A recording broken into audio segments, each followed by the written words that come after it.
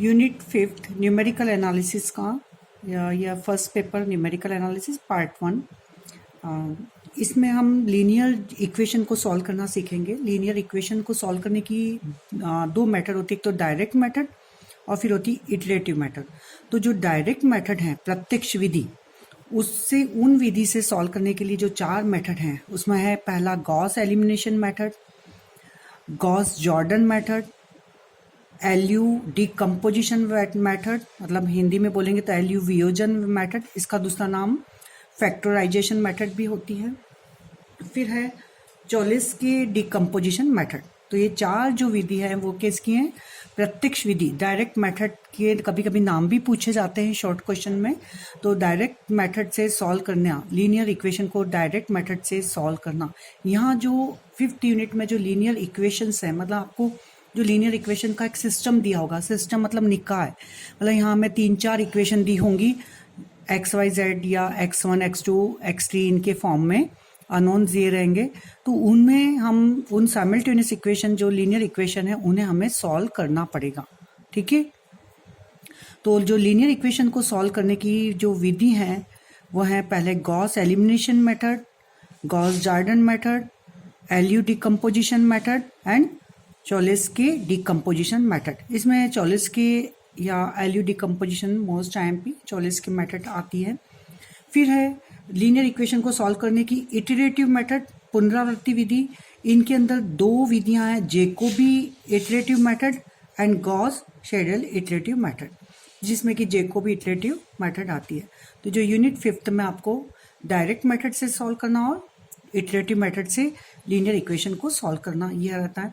तो यहाँ पर मैं इस पार्ट में मैं Gauss elimination method and Gauss Jordan method को लेंगे। तो गॉस एलिमिनेशन मेथड क्या है, इससे क्वेश्चंस लेंगे और इसी को सॉल्व करेंगे। तो गॉस एलिमिनेशन मेथड जो है, डायरेक्ट मैं क्वेश्चन ले रही हूँ, इसी के अंदर मेथड को क्लियर करूंगी।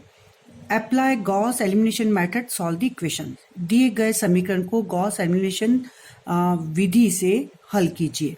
तो देखिए यहाँ पर आपको इक्वेशन दे रखी है x + 4y - z = -5, x + y - 6z = -12 and 3x - y - z = 4। इस तरह से आपको ये तीन इक्वेशन दे रखी है, इन्हें हमें गॉस एलिमिनेशन मेथड से सॉल्व करना है। तो the given system of equation, चूंकि हमें सिस्टम दे रखा है इक्वेशन का, तो दिए गए समीकरण के निकाय को हम मैट्रिक्स में निम्न प्रकार लिख सकते हैं।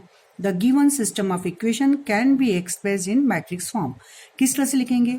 A कैपिटल X = B, जहाँ A है कोफिशिएंट मैट्रिक्स, तो जो आपकी जो इक्वेशन है उनके कोफिशिएंट को कंसीडर करेंगे। मतलब पहली रो में हम लिखेंगे 1 4 -1, सेकेंड रो में लिखेंगे 1 1 एंड -6 3 -1 -1। ये हो गया आपका ए को कहते हैं कोफिशिएंट मैट्रिक्स, गुणांक मैट्रिक्स। क्लियर?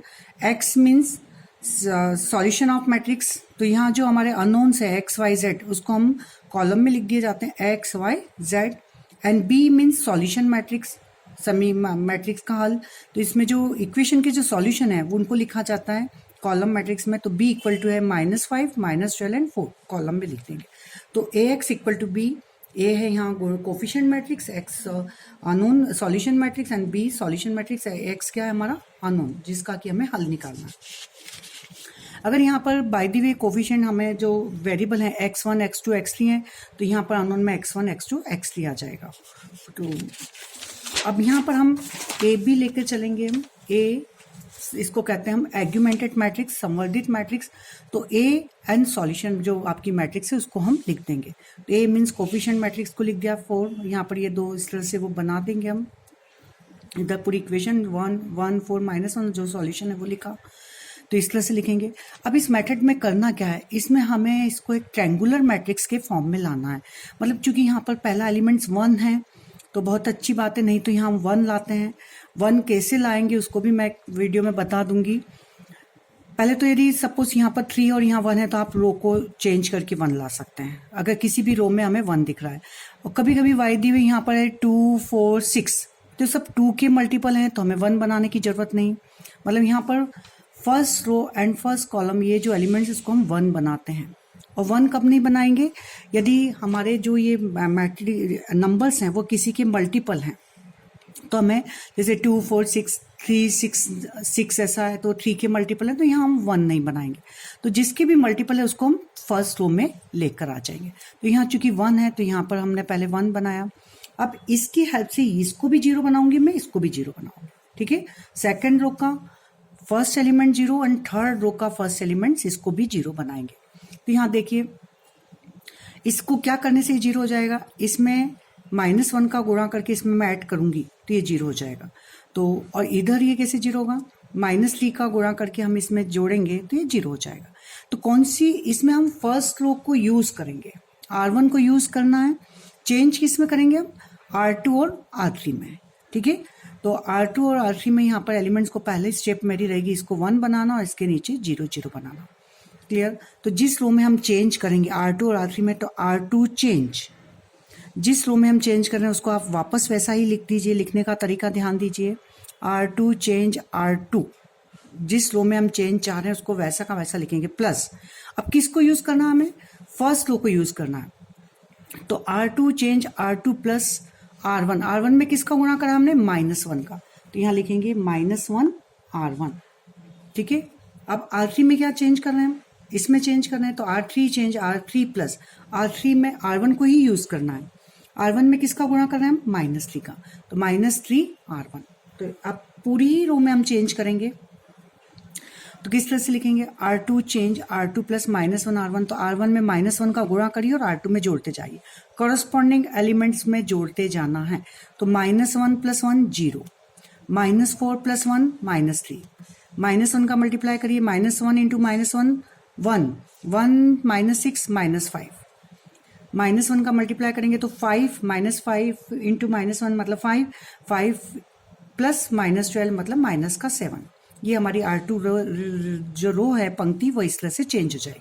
अब R3 में चेंज करेंगे हम, R3 में इसमें R1 में -3 का गुणा करके ऐड करिए तो -3 प्लस 3 0, -3 का गुणा करेंगे तो -12 -1 माइनस का 13, -3 का गुणा करेंगे तो -1 इंटू -3 मतलब 3, 3 -1 प्लस 2, -3 का गुणा करिए तो -15 प्लस -5 इंटू -3 मतलब 15, 15 प्लस 4 19। तो हमारी R3 रो जो है इस तरह से चेंज हो जाएगी।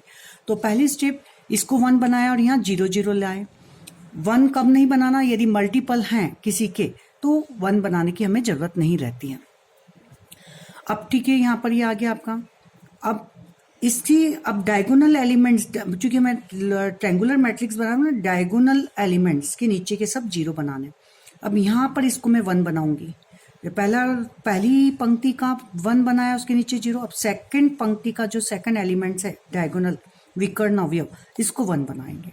और ध्यान रहे अब हमारा फर्स्ट रो का काम खत्म है। अब फर्स्ट रो को हम यूज नहीं करेंगे। फर्स्ट रो में यहाँ 1 बनाया उसके नीचे 0 0 आ गए। अब फर्स्ट रो को यूज नहीं करना है, ये बिल्कुल ध्यान रखिए। अब हम सेकंड रो के सेकंड एलिमेंट्स पर वही काम करेंगे। इसको बनाएंगे 1, तो मैंने पूरी ही सेकंड रो को -3 से डिवाइड कर दिया, मतलब -1/3 से मल्टीप्लाई कर दिया। तो ये क्या हो जाएगा, 1/3 से मल्टीप्लाई करा -1/3 से तो ये 1 हो जाएगा। यहाँ हो जाएगा -5 इंटू -1/3 मतलब 5/3 और ये हो जाएगा इसी तरह से 7/3। तो ये एलिमेंट्स 1 बन गया।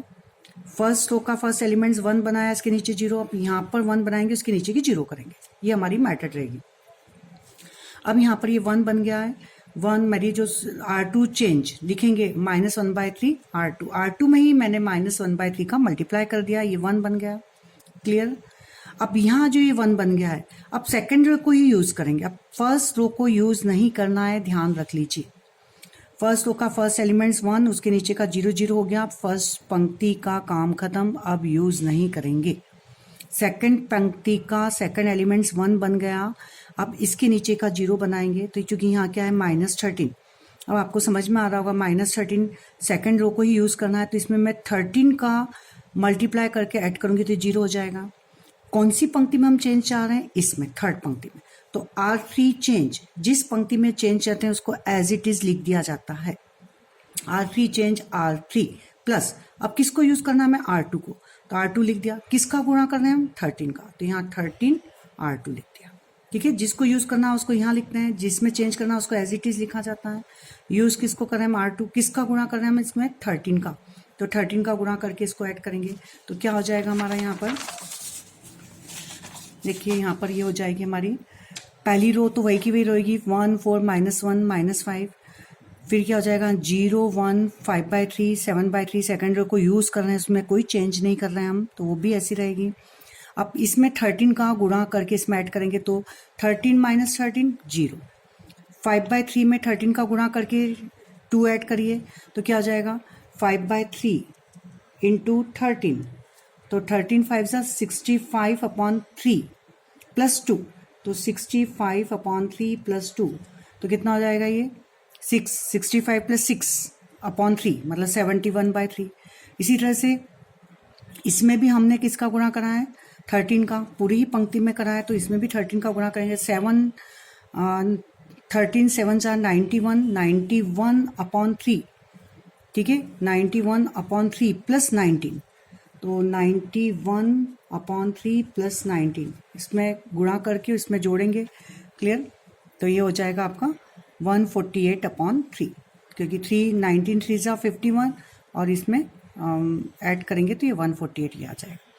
अब यहाँ पर ये किसका यहाँ वेरिएबल है, ये x y z के कोफिशिएंट, यहाँ x का 0 हो गया मतलब y और z और यहाँ z, तो इक्वेशन कैसे बनेगी x + 4y - z = -5, यहाँ से क्या इक्वेशन बनेगी, देखिए यहाँ पर डायगोनल हो गया, ये ट्रायंगुलर फॉर्म में लिया है मैट्रिक्स को, नीचे के सब इधर 0 हैं, यही हमारा गॉस एलिमिनेशन मेथड में यही है कि हर पहली जो पंक्ति लास्ट पंक्ति उसमें एक ही वेरिएबल दिखेगा, एक ही अननोन, इसमें z ही दिख रहा है, इसमें y और z, इसमें x y z, तो एक इक्वेशन बन गई x + 4y - z = -5, यहाँ से क्या इक्वेशन बनेगी, ये तो 0 हो गया, तो ये y + 5/3 z = 7/3 और यहाँ से मिलेगा 71/3 z = 148/3। तो यहाँ से पहले हम निकालेंगे z की वैल्यू कितनी हो जाएगी 3, z की वैल्यू हो जाएगी 148/71, z की इस वैल्यू को यहाँ पुटअप कर देंगे, मतलब y = हो जाएगा 7/3 माइनस 5/3, z की वैल्यू रख दी मैंने, ये इधर जाके माइनस में जाएगा, तो ये वैल्यू हो जाएगी -81/71। इसी तरह से x की वैल्यू में y और z यहाँ मिल गया है, तो x = हो जाएगा -5 -4 इधर जाएगा -4y एंड ये प्लस z, तो यहाँ मैंने y की वैल्यू रखी, यहाँ z की जो हम निकाल चुके हैं y और z की, तो इससे मिलेगा हमें 117/71। तो इस तरह से हमने x y z तीनों की वैल्यू निकाली। यह है गॉस एलिमिनेशन मेथड, इसमें हमें डायगोनल एलिमेंट्स के नीचे के 0 करना है। फिर से मेथड को समझ लीजिए, इसमें जो गॉस एलिमिनेशन जो मेथड है, इसमें हमारा जो मेन मकसद रहेगा, हमारा जो यहाँ पर एलिमेंट्स 1 बनाना, इधर 0 0 फर्स्ट लो को यूज़ करके यहाँ जो भी एलिमेंट्स है आने देंगे, फिर यहाँ पर एलिमेंट्स को 1 बनाना, इसका नीचे का 0 करना और यहाँ जो भी वैल्यू है वो आने देंगे, ठीक है। तो इस तरह से ये z की वैल्यू यहाँ पर ये मिल जाएगी, इधर ये y और z की वैल्यू जो भी आ रही है इसकी वैल्यू पुटअप कर देंगे, y और z निकल के यहाँ रख देंगे, तो इस तरह से आपको 3 इक्वेशन मिलकर, मतलब ये इसका फॉर्म रहता है ये 0 का। नेक्स्ट मेथड में मैं करूँगी यहाँ पर गॉस जॉर्डन मेथड।